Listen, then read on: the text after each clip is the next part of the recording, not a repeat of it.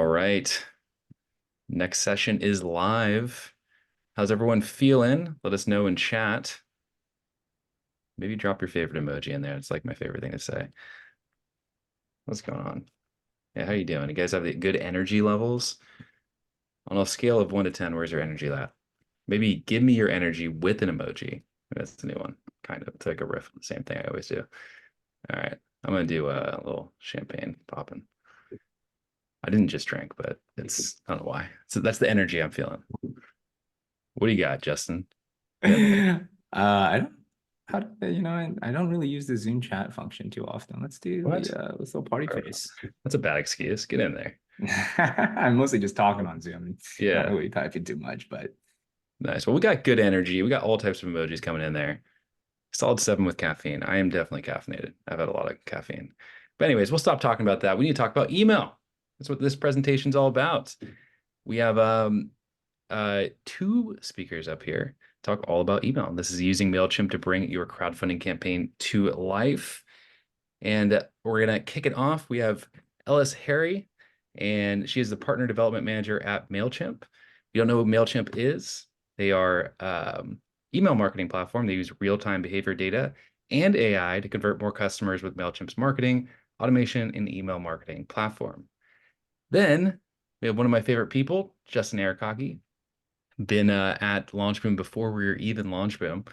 I was given the same intro. We tried to fire him, but he somehow stayed on and snuck my way back he in. snuck his way back in. We didn't really try to fire him. He was just in college. We're like, we don't really have a job for you anymore. He stayed on. Thank God he did. He's literally been part of every single launch that we've ever done going back to 2015. So today is going to be a good one. We're going to talk all about email. And Justin, I'm going to pass it over to you. All right, sounds good. Let me pull up my screen over here and we will jump in. All right, is this the correct screen? I believe it is. It is. You're good. Cool. All right. Well, hey, everybody. Thanks for attending our very first Launchboom Games Crowdfunded Summit. We're super excited to have you here, and we're about to dive into a topic that's one of the biggest factors for success in your crowdfunding launch, which is email marketing. So as Mark mentioned, I'm Justin, the director of crowdfunding here at Launchboom, and I manage the fulfillment team that works closely with all of our clients to make sure they're launching successful crowdfunding campaigns. We are also joined today by Ellis, who manages partnerships with agencies like us at Mailchimp. Ellis is super awesome and helps us out a ton with any issues that pop up related to our email marketing. And I'm so happy that she's joining us today for this presentation. Fun fact, we also have the same birthday, which was yesterday. So happy birthday to Ellis as well. Ellis, if you want to introduce yourself. Yes, thanks, Justin. Happy birthday to you too. I want to start by thanking everyone in this workshop for taking the time to learn about how you can bring your crowdfunding campaign to life with Mailchimp. I'm based in Seattle, Washington. I've been with Mailchimp for almost 2.5 years now. And throughout that time, I've worked with agencies and partners, including Launchboom, to support the growth of their business and clients on the platform. I'm excited to share that Justin truly is an expert in email marketing, so we're very grateful to have. I'm looking forward to learning more from you all and answering some of your questions that come in through the chat. And thanks again for joining this conversation today. Awesome. Yeah, thank you so much. All right, then let's dive in. So first, we're going to talk about what we're going to cover today. So email marketing, super important part about launching your crowdfunding campaign. It is the most effective way to communicate with your community, further qualify them as leads, and to, of course, let them know when your campaign is launching so they can all go back your game. The first thing that we're going to talk about is covering what email marketing is exactly and how it fits into the Launchboom system. Then we're going to cover email marketing best practices and show you examples of what some of our favorite client emails actually look like. Finally, we'll cover exactly how to program your email sequences with automations and ad settings, and we'll be showing you how to do this in Mailchimp. So speaking of Mailchimp, the reason that Mailchimp is on this presentation is because they're one of our biggest and best partners and the only email marketing platform we actually recommend using. So Mailchimp is the best fit for our clients specifically because it has a great balance of cost and a beginner-friendly interface while still having enough power to deliver on all the functionality that you'll need for your crowdfunding launch. We'll be demonstrating all of the how-to setup examples using Mailchimp for these reasons. All right, let's dive in. So before we get into the details of email marketing, let's cover how it fits into our system as a whole. The timeline of a crowdfunding campaign falls into three main segments: the pre-launch, the live campaign, and your post-campaign. Pre-launch is the portion of your campaign where you're preparing to launch. You should be heavily focused on lead generation, testing your product positioning, and preparing your campaign page creative assets. The live campaign is when you've launched your campaign and you're actively selling on Kickstarter. This is typically for around 30 days. Post-campaign is after your campaign has ended. You may still be selling on a late pledge platform, but now you're mainly focused on fulfillment and transitioning into whatever the next stage of your business is. For email marketing strategies in this presentation, we're going to be focused on email marketing in the pre-launch and during the live campaign. So from a high level, what is email marketing? So email marketing is the act of sending promotional content, typically to a group of people, using email. Within our system, we're sending email marketing out to leads. When you're running ads to collect interest from people before you launch your campaign, you'll be sending them to a landing page to learn more about your game. If they're interested, they can sign up with their email to get updates about when the game is going to launch. Somebody who signs up with their email is defined as a lead. So after somebody signs up for more information, it's time to send them some emails. This is where email marketing first kicks in. So email marketing can include pretty much any type of promotional material, but for our system, we have two very specific goals that we're looking to get out of email marketing. So the first thing that we want to accomplish with our emails is to measure qualification and engagement. We can track this by seeing how many people open emails and if we're getting any responses. Higher open rates and replies to your emails indicate that your audience is excited and engaged. Lower open rates means that maybe we have some work to do to make them more excited about your launch. But either way, this information is really valuable for us to understand how our project is trending and how your leads actually feel about your project. The second thing that we want to do with email marketing is increase qualification. So qualification can be defined as the likelihood that a lead is going to back your game when it launches. Leaving their email is a good start, but we want to get even more commitment out of them. We can do this by pushing them to take further actions to increase that qualification. The most common and easiest way to do this, especially for games, is to push them to follow your pre-launch page on Kickstarter. So getting somebody to follow your pre-launch page on Kickstarter is better than just getting their email address for a few reasons. The first reason is that in order to follow a project on Kickstarter, you need to create a Kickstarter account. If you bring in a new lead who doesn't already have a Kickstarter account, getting them to create an account prior to your launch makes the checkout process much smoother when you launch your campaign, when you launch your game, which increases the conversion rate of leads into actual backers. The second reason is that when somebody follows your project, Kickstarter will also send emails and notifications out to project followers when your campaign launches. This is an additional notification on top of your email marketing. More notifications helps you get more attention for your launch. The reason that it is still better to send them to a landing page first instead of just straight to the pre-launch page is because on the landing page, you actually get their email address for direct communication. You don't get this from the Kickstarter pre-launch page. And the pre-launch page has a very small amount of information about your game. Being able to give them more information about the game prior to them signing up will make them more excited, qualified leads. So here's an actual example of an email from one of our clients that shows you how we accomplish this goal with email marketing. So this is an email from our client 6Pro. This email concisely thanks them for their interest before linking them through a button that will take them to the pre-launch page to follow the project on Kickstarter. We want these emails to send to your new leads right when they sign up, as that will be when they have the highest open rates and the best response. If you wait too long, people may not be checking their inboxes and forget about your project and your email, and it'll never get opened. So you might be wondering, how do you send an email to somebody right away when they sign up? And this is where Mailchimp comes in. Mailchimp makes it super easy to set up an automation so that whenever somebody new signs up on your landing page, they'll get this welcome email sent to them right away. Other email marketing platforms can do this too, but this is how easy it is to set up in Mailchimp.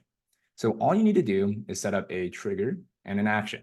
So whenever somebody signs up to your email list, that's the trigger.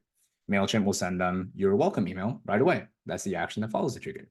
This is an example of the most basic automated email sequence that you could probably come up with, but you can easily add additional emails and segments if you want to. So now that your campaign is ready to launch, we need an email to let all your leads know that your campaign is live. Email marketing is the primary channel through which they'll be notified about your launch. So having these ready to go is going to be super important. So here's an example of how our client Hit Point Press did this for their Floral Dragons campaign. So as you might notice, it looks very similar to the welcome email. Note how they keep the same best practices in mind. It's short, it's concise, and it doesn't have a bunch of copy in there that takes up too much space. It gets straight to the point and asks them to click through to the campaign and take advantage of their early backer gifts. This is how to set up your launch email. This is a little bit different because it's not an automation. This is simply a one-time email sent to all of your leads. These are called broadcast emails. So all you need to do to set this up is put in who you want to send the email to, who it's sending from, and what the subject line will be. After that, you can either program a send time or you can just send the email out right away. Mailchimp makes this super easy, just like the automations. So now let's wrap up with some general email marketing best practices before we jump into questions. So first and foremost, this might seem a little counterintuitive, but you don't want to send too many emails. More emails tends to lead to lower open rates and more unsubscribes as people kind of get tired of seeing you in their inbox. So you want to save your email marketing for valuable emails, specifically your launch emails. We typically don't recommend sending more than 3 or 4 emails before the campaign actually launches to make sure that as many of your leads open your launch emails as possible. Second, have a clear, focused call to action. CTA stands for call to action. It's important to just have one call to action so your leads know exactly what you want them to do. Giving them multiple options to do a bunch of different things can be confusing for the user and potentially lead to a lower conversion rate. Games clients specifically are the ones who typically get a little crazy with these.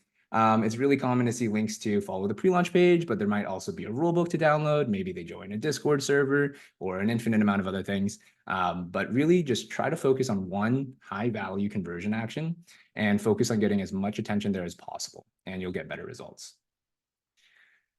Finally, keep things simple. You don't need to heavily over-design your emails with a ton of images, colors, fonts, designs. A lot of times, keeping things easy to read and being straightforward gets much better engagement from your leads than something that is over-designed. As you might remember from the examples that we showed you, pretty straightforward in terms of like plain text, button, an image, and that's it. And a lot of times keeping things easy there is going to get better performance. And that is everything for the presentation. So hope you all enjoyed that quick introduction to email marketing and learned something that you can apply for your upcoming launches. And now that the presentation is out of the way, it's time to open it up to all of you for any questions. All right. We have questions already coming in. So let me get these organized. Sec. All right. First one, Ellis, probably for you. From Patrick, how does Mailchimp help facilitate the design of emails during inverse colors of email clients in dark mode so things don't look bad? That is a great question. I'm not actually sure what we do there, but I do know that we design them for the device that you're on, and so it shouldn't look bad. Something I would love to hear from you if you've used that feature, if you've experienced otherwise, but I can certainly get an answer to you and get back to you, or you can reach out to support@mailchimp.com if you're curious. I would also probably jump in and say like kind of what I mentioned previously about like trying to use like plain text instead of like designing all of the assets in your email will also help with some of the things. Like, for example, you specifically mentioned dark mode. Like how dark mode essentially like will display emails is going to be more of a function from like your probably like Gmail app as opposed to what Mailchimp's going to do. So if the email comes through as like a plain text email, then Gmail would be the one facilitating like the dark background and the light text. But if you had like a white image with the text actually baked into the image, then Gmail is not able to actually invert that. Yeah, another thing you can think about is instead of using like PNGs that don't have any background, if you want to preserve the background, then do a JPEG, even if it's a white background. right? And that way, the dark mode that the Gmail app or whatever app they're using to view the email in is not going to be able to invert that color. At least not that I know of. Yeah. And Patrick, for that preview thing, it is really easy to send test emails to yourself in Mailchimp. And the best way to preview kind of like how that might look there is sending the test email and then previewing it on dark mode through the Gmail app. All right. How should we get these measure qualification from our emails if we only send two emails to our leads 7 days before the launch and the launch date itself? Yeah, exactly. So the primary indicators of qualification that you're going to be able to monitor throughout the entire pre-launch is going to be those like automation emails. So we typically recommend having 2 emails in our system set up. So one that sends right when they sign up, and then one that follows up with them the day after. The nice thing about that is that as you collect more leads, like they are going to continue to open or not open the emails. So this kind of like open rate for that sequence is going to update continuously throughout your entire project. So that will be kind of like a much more practical way for you to keep an eye on how engaged and qualified your list is.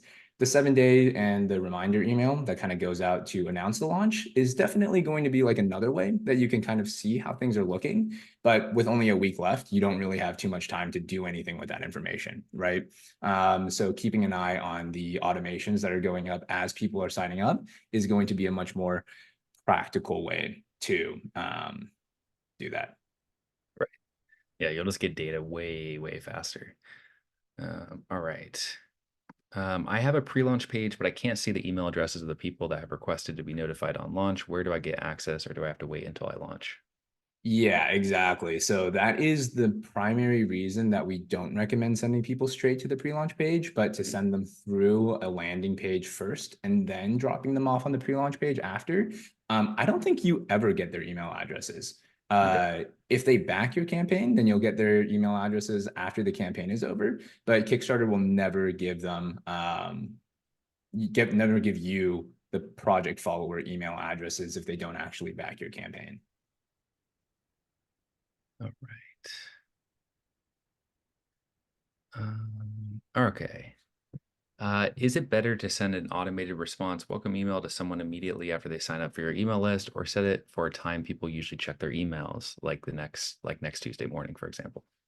Yeah, that's actually a great question. And we have actually tested this out in like a few different ways. We have tested sending things out like the next day. We've also tested, sending it like an hour later to see if like they're going to take any additional qualification actions.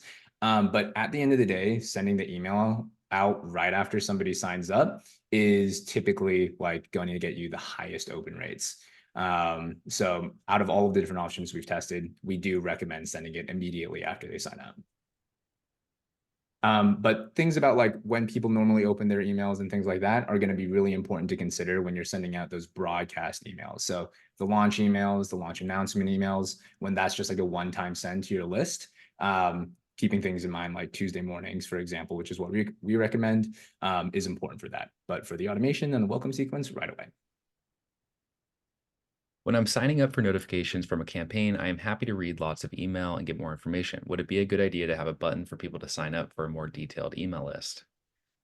You know what? That's actually not a bad idea. I think that especially for games projects, so like the games community specifically, they do tend to respond much better to like more information, more transparency, and really appreciate that type of communication.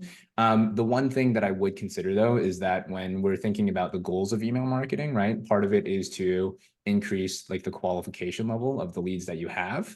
And essentially like you would be splitting up your call to actions between like signing up for more emails versus like following the project on Kickstarter. So we kind of have to think about opportunity cost, right? It's like if somebody has a call to action to get more emails, like what call to action are they missing out on? It's not a bad idea by any means. And I think that would be really interesting to try for sure. I agree. Also, what are your thoughts on, I guess, like Discord groups or Facebook groups to, I guess, give people more information if they're looking for that, but taking it off email? Yeah, that's actually pretty much like I think how we accomplish the same idea here is getting them into a different channel where you can provide them a ton of information and communication without fatiguing their inboxes. So for the two most common ways that we recommend that is, like Mark mentioned, a Facebook VIP group. I think for the games users, Discord servers are typically a lot more common. But getting somebody like off of email and being able to communicate with them a lot more consistently there is also a great strategy. All right. What are good open rates usually for email? We typically say that anything over like 45 to 50% is pretty strong. Okay. When do you recommend to start the pre-campaign? 3 months before? Um, that's a tough one. It really kind of heavily depends on your goals, your budget, like how ready you are with like assets and things like that. But I will say that the average pre-launch timeline is about 3 to 4 months from when somebody first starts running ads before they launch their campaign. Although we have seen much shorter and much longer. So, yeah. All right. These next two questions are pretty similar, so I'll ask them at the same time, which is after the Kickstarter pre-launch landing page, what is the best link or social media page to add as a CTA in marketing emails? So outside of the Kickstarter pre-launch page, I would say that the best ones are probably to get them into like a Discord server or like a Facebook VIP group for you to continue conversing and engaging and nurturing your community. Outside of like just having like emails, right? And then the other thing about them is kind of what we talked about with the pre-launch notifications. More announcements about your launch, the better. If you can hit somebody on Facebook, if you can hit them in Discord, and as well as getting their emails, as well as getting their notifications from Kickstarter, it's going to be really hard for somebody to miss your launch day. So I would say that after the pre-launch page, getting them into like a some kind of VIP group would be the best next thing to do. Right. Do too many images make emails go to spam? Ellis, do you have any thoughts on this one? On if like too many images like have anything to do with spam filters? I have not heard that. Yeah. There we go. Yeah, I would say that I feel like this is something we kind of thought about like back in 2016, 2017, but I Yeah. feel like we're seeing a lot more heavily designed emails now, from people just kind of wanting to level up their design. From like a performance aspect, I don't really think it makes too much of a difference. But I have not taken note of that specifically recently. Yeah. We got lots of opinions in the chat as well. I'd say much more likely to make you go to spam is saying specific like trigger words that might trigger the spam filters, which none of you are going to use, but things that might be more associated with stuff that people don't want. There are sometimes we have seen the past, like what Justin was alluding to in 2016, we would experiment a lot more with just text in the emails just to not have any chance that it might trigger something. But we have tested it pretty extensively, and we've seen emails with images perform just the same, if not better, than just plain text. So I don't know what the tipping point would be. I'm sure there is a point where if you added like 100 images to your email, it would go to spam. But in most cases, I don't think you would have to worry about it too much. Yeah. What I would also probably think more about is like, adding images, more images. It's going to make your email longer. It's going to dilute the content that is also in the email. And it's like when it comes down to having clear, effective call to actions, we don't really want to distract from that. So if you had like just a ton of visual content in there, that's like, distracting from the button that you want them to click, it's probably best not to just go crazy with those anyway. All right. What is the best practice to share our rule book in the landing page or an email? I remember you mentioned it's better not to add any links to the landing page since the user might leave the page before signing up. Yeah, exactly. So honestly, the best place to put that in would probably be like the Discord server, the Facebook group. Once you get them in there, that's kind of like the last like email call to action that would be within our system. It's like, hey, you've done all of this extra qualification, like get into the Discord server to like keep chatting with us. And then putting the rule book in that channel would probably be like the most effective place to put it. What is the toughest aspect of getting an email campaign to work effectively? Any particular pitfalls? That's an interesting question. Um, I don't think that like email marketing within our system is particularly confusing or complex.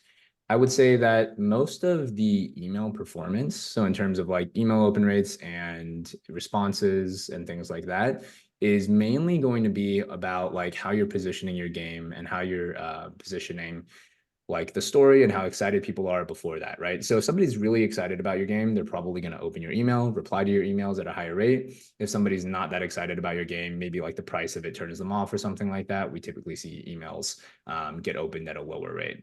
So if you are seeing like pretty poor performance on your email campaigns outside of like any sort of technical setup issue, I would probably lean more into trying to figure out like improving your messaging, maybe adjusting like price points and trying to make people more excited about your game um, as opposed to anything else. All right. Okay. Let's see. I think Ellis, you're typing the answer to this one. Do you want to type it or do you want to we can say it out loud too. The what would you consider some of the best tips or guidelines when it comes to developing strong copy for a successful email marketing campaign?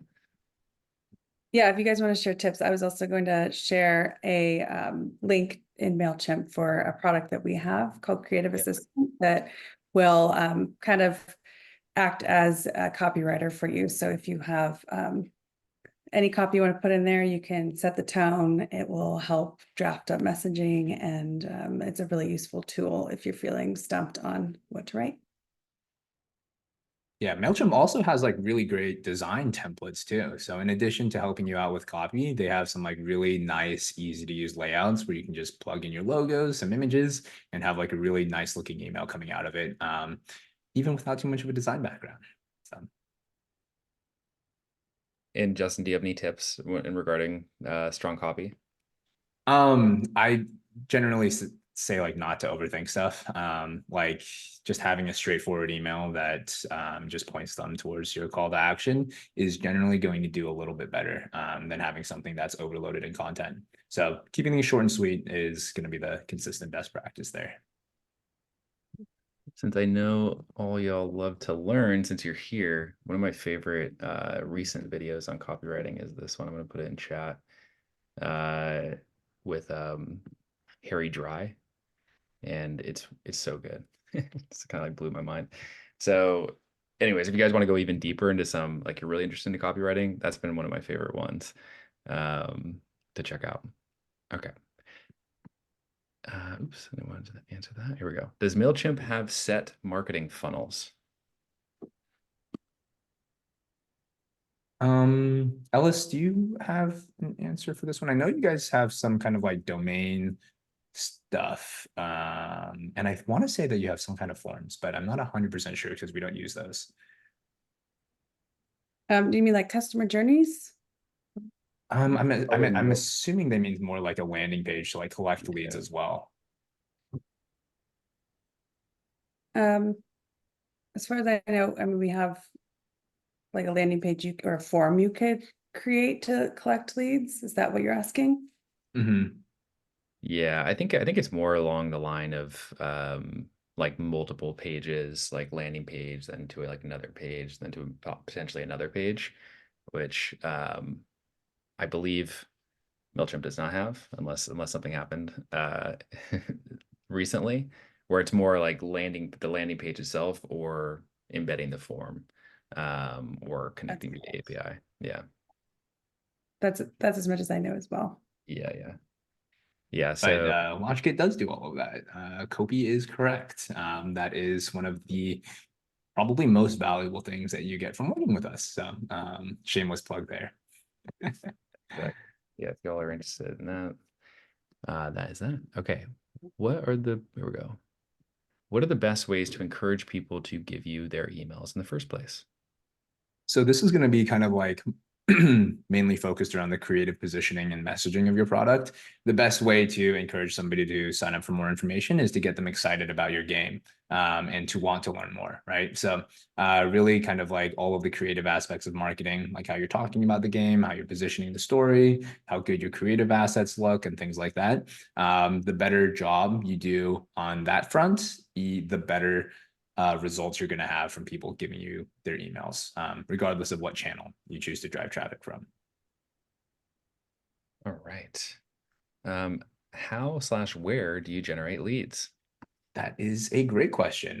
There are a lot of different ways that you can do this, probably like an endless amount. But the most consistent, high quality way that we recommend is using Facebook ads or meta ads. So that's going to be ads on Facebook and on Instagram.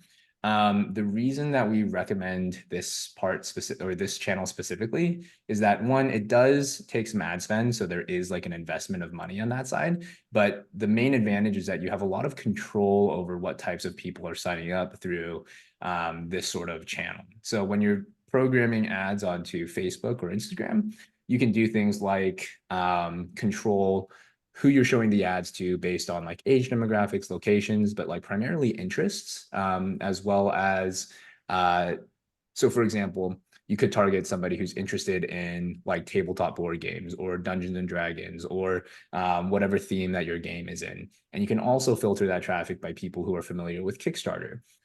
So this way, like even though you're paying for the leads, when they come in, you know they're very interested in like the types of things that you want them to be interested in. Alternatives would, of course, include things like organic. So you're not going to have to pay for any of this, but you can just post a bunch of content on Instagram, TikTok, promoting your game. People will see the game and like get to, you know, a link in your bio to sign up on the landing page. This would be a free way of like getting people in, but you have less control over like who's actually seeing this content.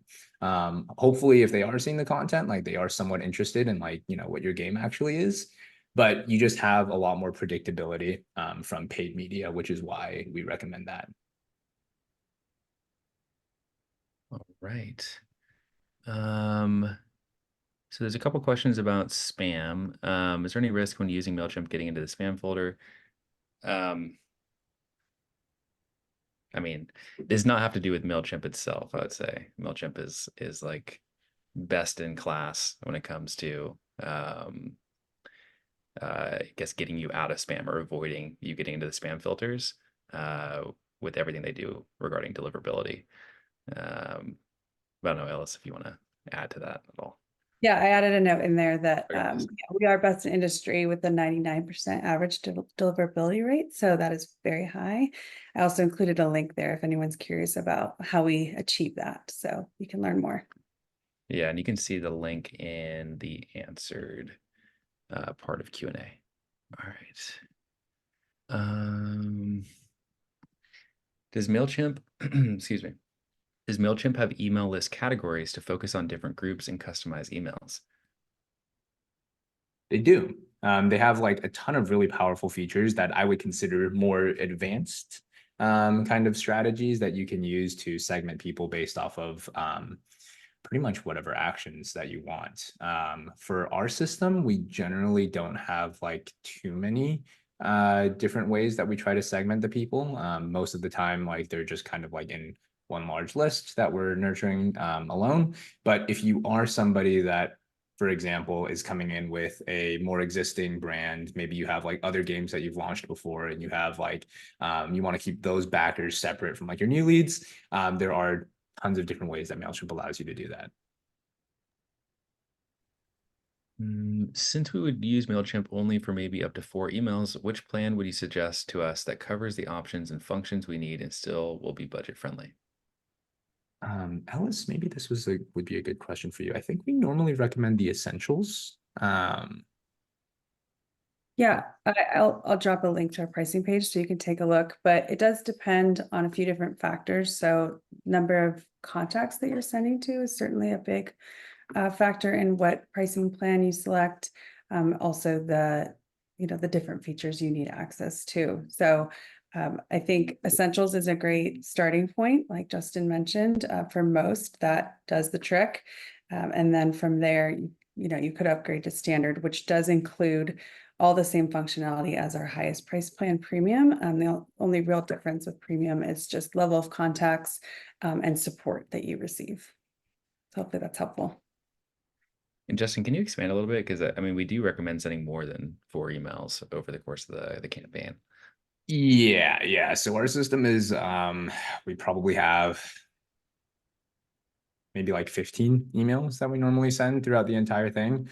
So we normally send like 4 emails before the campaign launches. So that's around like 2 emails right when somebody signs up, as well as like a launch announcement. So that's 7 days before the campaign. And then a reminder, that's 1 day before the campaign. But then the launch sequence is a little aggressive. Some people understandably get a little annoyed with how many emails are being sent. But there's typically around like 7 emails in the first week for after you launch the campaign.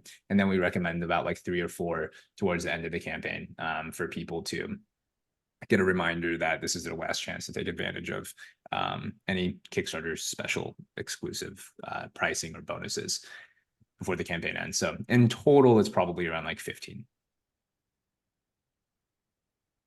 It is a lot. Yeah. It is a lot, yeah. But it works. Yeah, more emails equals more money. We do have a lot of clients who do kind of like try to compromise and maybe like, not send like all 7 of those. But typically you want to try to convert as many of the leads that you've generated in the pre-campaign as possible, and sending out emails is like the best way to do that. So it is a little aggressive, but it does get you that initial starting momentum that we're looking for.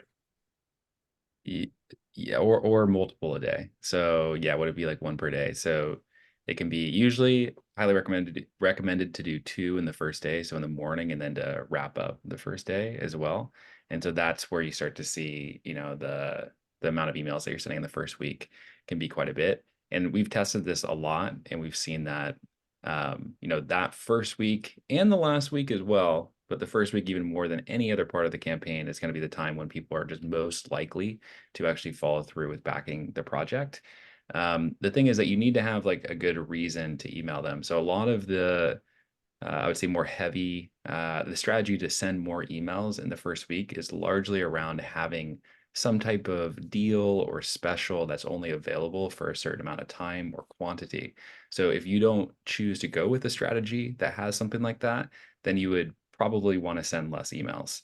But if you do have a strategy where maybe you have, lots of people do different things, maybe you have deals that are only available for the first 48 hours, or, you get a special add-on if you back within the first day, you can really lean into that, and you have a reason to send another email and tell them about that. So it's not just to send a ton of emails, send a ton of emails. You really want to have something to say. Okay. I feel like welcome emails are often ignored. Is it useful to bake in some sort of hook to incentivize them opening this email, like a free offer or important link? We generally don't really do too much of that in the welcome sequences.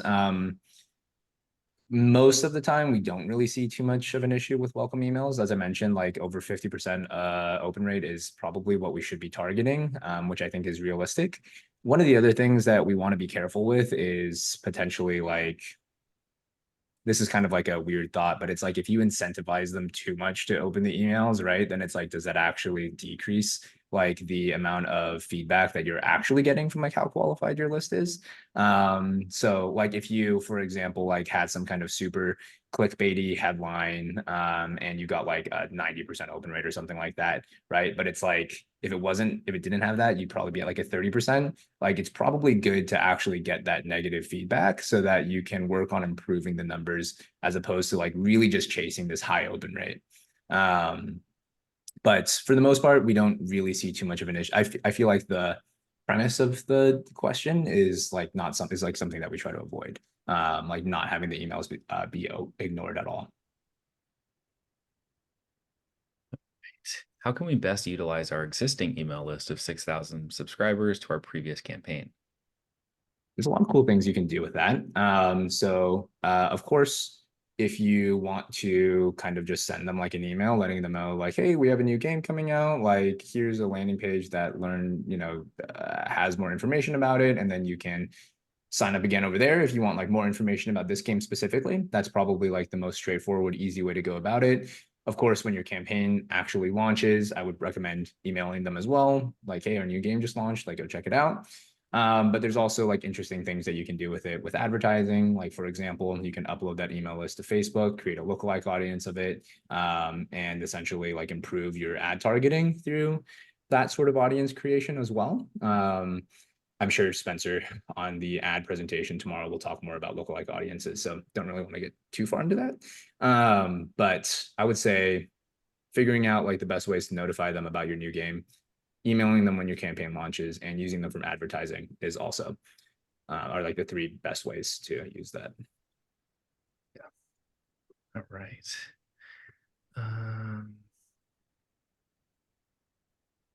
Okay, I'm planning on launching in a year and want to start building out my email list now with organic marketing, with paid in the final 3 months. In that case, should I still keep email updates limited to a few? Is there any concerns about getting flagged as spam if an email goes out to a mail list that haven't been written to in a few months? I don't know, or I probably wouldn't worry too much about spam, because we have seen pre-campaigns that have gone for like 9 months, I would say, like that. I wouldn't be worried about spam. I would probably be worried about like declining open rates if somebody hasn't heard from you for that long. But what our recommendation would be is getting them into a communication channel where you don't have to nurture them with emails. Getting them into like a Discord server or like a Facebook group, like we've mentioned before, is going to be like a much more effective way to be able to nurture them on a very regular basis. Like you could do weekly updates, like daily updates, like all of that stuff there, and keep them super engaged without having to worry about like sending too many emails out. Yeah. During the live campaign, should we send updates when stretch goals are reached or other extras become available? So this one is a little bit interesting. I think that the games community responds differently to updates than like the non-games community on Kickstarter does. I do think that sending more updates during games campaigns, like specifically to announce stretch goals, announcing new stretch goals, does actually result in positive engagement, people like telling their friends about it and increasing order values. Outside of the game space, we do typically recommend being conservative with updates because if somebody's already backed your campaign and the update goes out to them to bring them back to the campaign, most of the time, if you're not a game, the only thing that they can really do at that point is cancel their order. So outside of the game space, we're typically more conservative with it. But for games, I do think that stretch goals are great reasons to post updates. Kind of like what Mark said about emails, like having a good reason to post the updates is important. And I do think that stretch goal updates are good reasons to post updates. Yeah, I agree.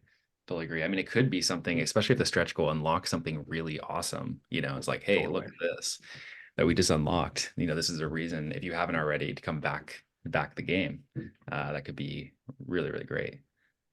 All right.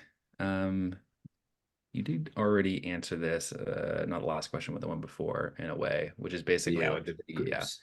So there was an answer to this already. So we're gonna keep going. Do you suggest email marketing besides Meta to scale up? I think mainly that means more Yeah. paid media So besides Meta. yeah, we don't recommend channels outside of Meta, especially paid channels. Organic channels, you can do whatever you want. But for paid channels, the qualifications that you're able to filter by in Meta and kind of like the buyer headspace that exists on Meta is just way more conducive for a crowdfunding pre-launch campaign. Um, Essentially, like something like TikTok, Pinterest, Twitter, like these are really cheap impressions, meaning like it doesn't cost you a lot to advertise there. You're gonna get a ton of traffic to your page, but typically like they convert really poorly. Like they don't put in their email addresses as often. The ones that do sign up like don't convert into backers super well. The problem with Google, which is kind of like the main alternative channel, is that Google's targeting works more so based off of like keyword searches as opposed to like passive interests. And when somebody's searching for something on Google, the main reason that they're doing it is to buy something right away. Nobody's really Googling for a landing page to sign up for something that's going to launch in a few months. So most of the time, traffic on Google performs because like there's too much intent, and most of the time, traffic on other channels performs worse because there's not enough intent. But that's specifically just for like where you're investing your ad spend. Organic strategies, if you're going to try to just like get people in organically, any channel works. Okay. At the first meeting today, it was mentioned that after signing up for pre-launch, it's a good idea to engage people even more and suggest a $1 gift for VIPs who will engage more and pay $1 right away after signing up. Is it possible on Mailchimp? It is. So, I mean, it's not necessarily like something that's going to be facilitated by Mailchimp, but essentially like the link on your email, instead of sending them to the pre-launch page, it would send them to the $1 deposit page. So that is 100% possible with Mailchimp. It's as easy as just switching the link that the button leads to. Speaking of that, how do you create the landing page to collect emails and then send them to Kickstarter?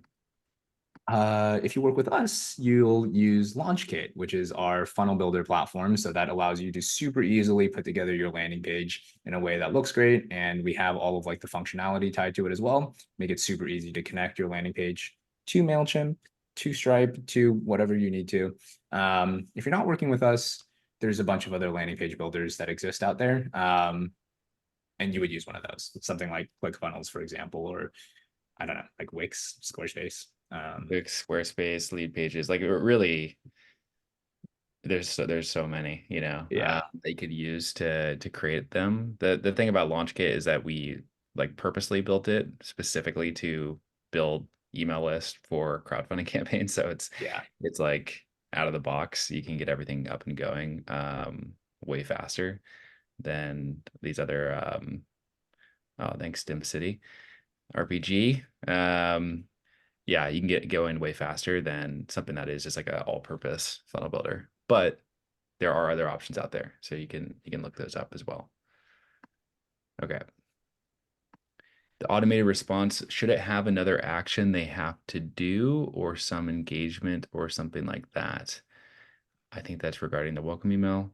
Yeah. We typically want to have some kind of call to action to increase their qualification, whether that's as previously mentioned in that question, the dollar deposit, or referenced in the presentation, the pre-launch page, or other alternatives that have come up are like putting them in a Facebook group, a Discord server, having them sign up for more emails intentionally. Those are all different options that you can have, but your email should have something in it. Like it shouldn't just be like an email that just says thanks for signing up. Like you should have some kind of like action there, because otherwise you're just kind of like losing out on an opportunity.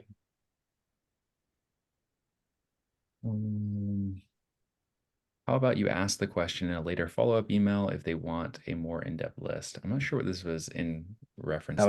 It's the same person that asked if Oh, they right. want to sign up for more emails. Yeah. If you want to like not do a Discord server or a Facebook group, for example, like this would be a great alternative. And you could ask that even on the first email if you wanted to. It really just kind of depends on like what you want to do with your call to actions. Okay. What content is good to put into the day after sign up email if you've already put your pre-launch page in the thank you for signing up automatic email? Yeah. So in this email, we typically recommend like trying to fish for some kind of engagement, typically like in the form of an email reply. So the most common thing that we do is try to ask them a question. So for example, you could say like, what are you most excited about for our game? Or like which that's like a super generic, vague one that like probably not get a response, but like Don't maybe ask you could do that. something. Yeah, don't ask that question. Don't ask But that maybe question. like which character are you most excited to play with? Like, for example, might be like an option. It of course really depends on your game, but having something that's like specific, but also like super easy to answer, like not something that they have to like think a ton about, is good. And if somebody responds to your email, then that's like even better, shows much better engagement. I think that like getting a response to your email also kind of helps get into the primary inbox sometimes. So those are options. But we generally recommend asking some sort of question and then throwing the pre-launch page call to action in there again. We got so many questions about spam and getting the primary inbox and stuff that, yeah, actually getting someone to respond can really, really help with that. Because now they've shown that they want to engage with you. So that's a really good signal to, whatever the email providers are. So that could be a really good one. Okay. Why Tuesdays are the best choice during the week to launch crowdfunding campaigns? Tuesdays are just great days. We I typically don't know. We find just really like Tuesdays. yeah, Mondays are the worst, but Yeah, Tuesdays are pretty Monday.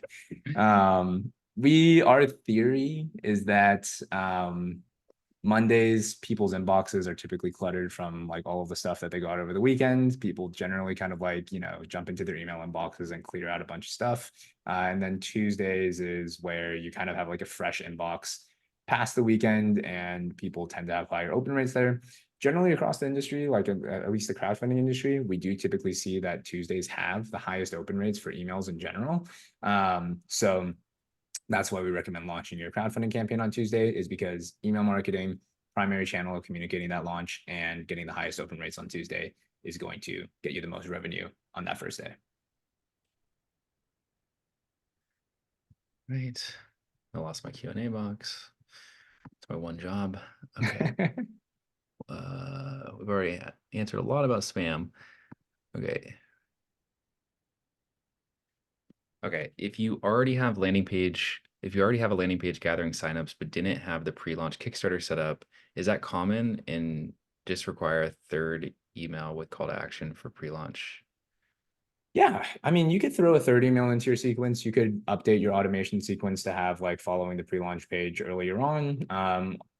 For anybody that missed it, you can either send out a broadcast email like whenever you want, but typically the launch announcement emails will also have a call to action to go follow the pre-launch page, the one that sends out 7 days before as well as 1 day before. So even if you are late in setting up your pre-launch page, lots of different ways to get them to go. All right. I've been to many conventions promoting and running games and collecting emails. What's a good or average number of emails before a launch?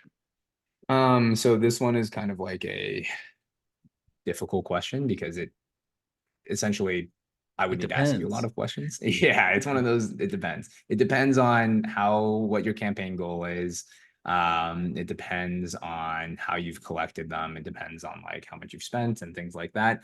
But most of our clients, I would say, end up with at least like 3,000 to 5,000 emails before launch.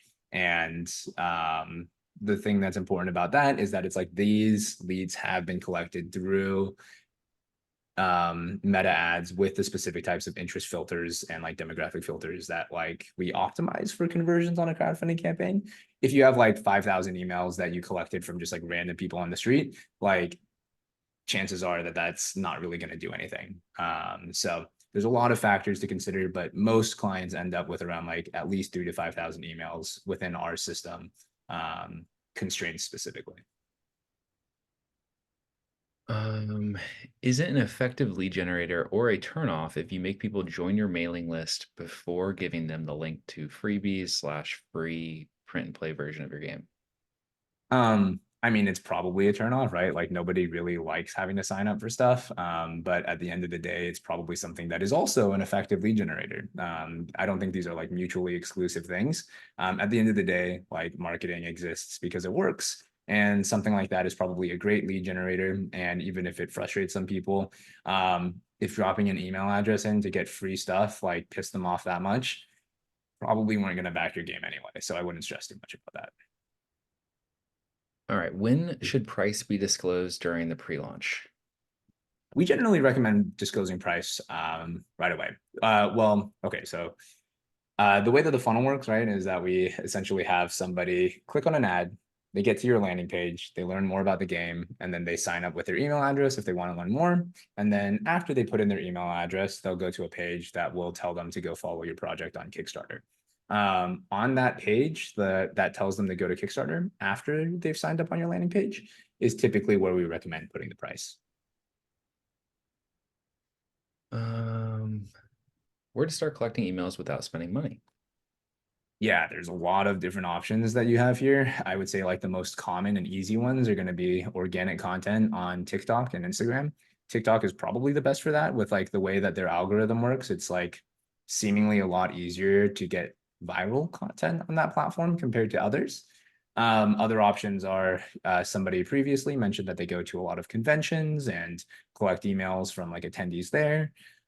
So there's a ton of different like options out there if you're not going to be spending money. You got to get creative on this one. Could it work if you have a kind of mystery unfold via your email marketing? I would say that it depends on for example, if you have like a mystery themed board game or something like that, then I think it could be a super fun, exciting, like immersive type of email journey that your leads might be really excited about. But it could also kind of like fall flat. I'm not sure. I would say that if it's relevant to your game, it's probably a good idea to explore. If it's not relevant to your game and you're just like stringing them along through email marketing, probably easier just to be like straightforward. Yeah. Yeah. I was gonna add something, but I think you nailed it. All right. All right, let's see. We'll do one more question. Okay, this is an interesting one. What type of data can we look at to determine how to improve our messaging? I see non-opens, but outside of randomly trying new things, not sure what to do. Super long answer. So I would say that the reason that we recommend doing paid ads as well is because you get like a ton of information about how people are engaging with your paid media in ways that you can't really get with organic, right? So it's like when you're running ads, you can see things like how much it's costing you to deliver your ads to people, how much it cost, like what rate they're clicking through at, how they're converting on your landing page, like how they're converting on, going from your landing page to following your page on Kickstarter. And all of these different metrics give you tons of information in terms of like, should I be improving like the creative on the ad? Should I be A/B testing my landing page to try to get better performance there? Right. So it's like if you have this kind of paid media funnel going, you have tons of data outside of like your email marketing to see like how to improve things. The email marketing is going to be the most lagging indicator actually in that sort of funnel. So yeah. All right, this might be a record for the most questions answered in one presentation. We just got to 50. There we go, 50 bomb. So if nothing else, everyone give a round of applause for that. I've never seen so many questions answered. Let's go. And we're gonna have to wrap up if I wasn't clear. Yeah, we're wrapping up right now because we have another presentation coming up. And make sure y'all give us some feedback. Need another reminder. I'm gonna pull up the slide to tell you to do it. So give us some feedback. We're gonna drop the survey link. Please, someone from Launchboom do that, since I don't have the link. And if you do it, or if you answer at least 3, get some Amazon gift cards. You're entered to win Amazon gift cards, excuse me. Entered to win, make it clear. But we really, really appreciate the feedback. So thank you all. And up next, we're continuing to go. Keep the energy up. We're going to talk about finance, figuring out finance, a crash course of business math. Dusty from Botany, whose first game did over $1 million, his biggest thing is to know your math. So if you don't think you're a math person, you got to be. But this will make it, Alex is going to break it down in a way that's a lot easier to understand, and is a really, really important thing for everyone to understand for their game launch. All right, everyone. Thanks so much. Ellis and Justin, thank you. Thank you all. Bye.